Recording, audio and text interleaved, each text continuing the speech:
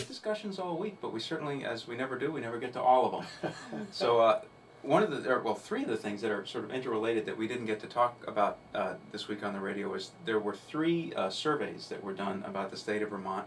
One of them by ALEC, the American Legislative Exchange Council, which put Vermont at not so bad in terms of how our economy is performing now, but 49th in terms of what it's projected to do over the future. And this is based on 15 criteria of taxes and regulations, and it paints a pretty bleak picture for our state moving forward.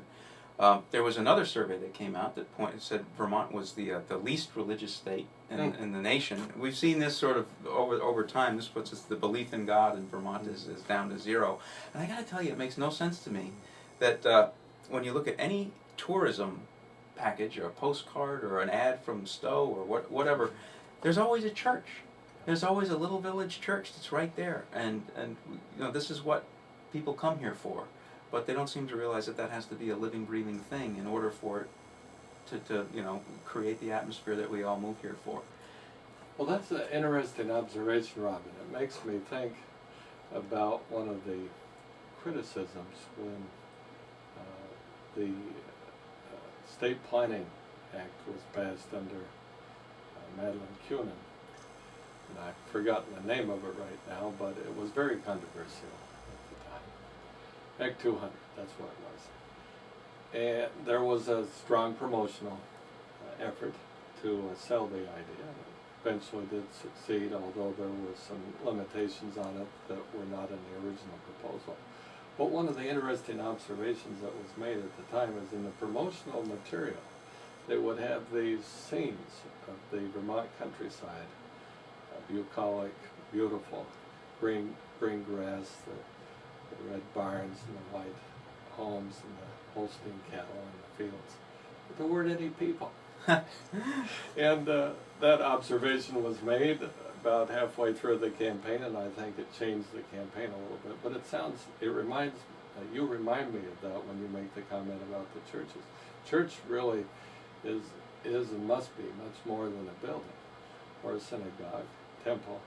It's the people. Now the other survey that came out, a survey or what you want to call it, is Vermont ranked 50th, and 50th being the worst, in terms of what is being called the Moocher Index. And I'd never heard this one before, but it popped up. Somebody sent me a copy of the article, and it's actually a very interesting statistic. It's based on the number of people who are not in poverty, who are taking advantage of redistributive programs, sort of taking wealth. They call it the Moocher Index, and we blow away Mississippi, who's number 2 by a pretty fair pace.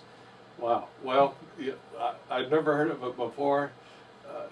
We were visiting before the show, and during one of the breaks, that it seems like on a lot of these indexes where it'd be good to be high, we're low, and where it's good to be low, we're high. And this sounds like one of the latter.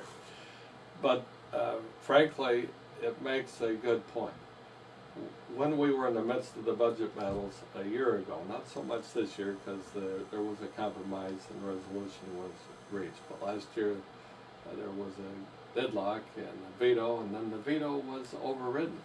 But some of the research that was done at that time showed that in almost every category of social spending, and the source no less was the New York Times. Yeah, the New York Times, I remember that article. It was not a liberal, it was not a conservative think tank that put that one out.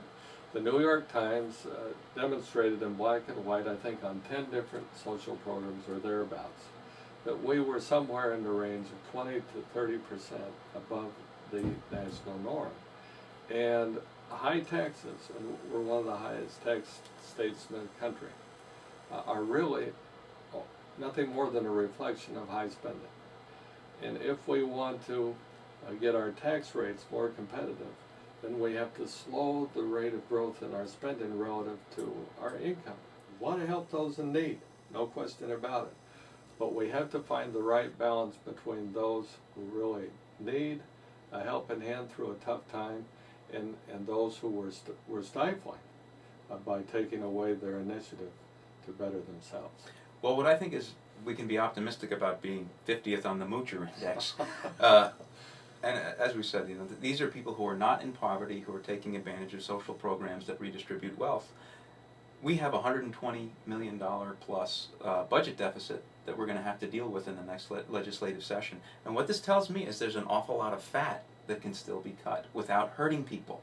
I mean, certainly if you take a benefit away from somebody who's receiving a benefit, that could be considered pain. But if you're taking a benefit away from somebody who's not in poverty, it's certainly much preferable to having to cut a service for somebody who actually is in poverty and actually needs help.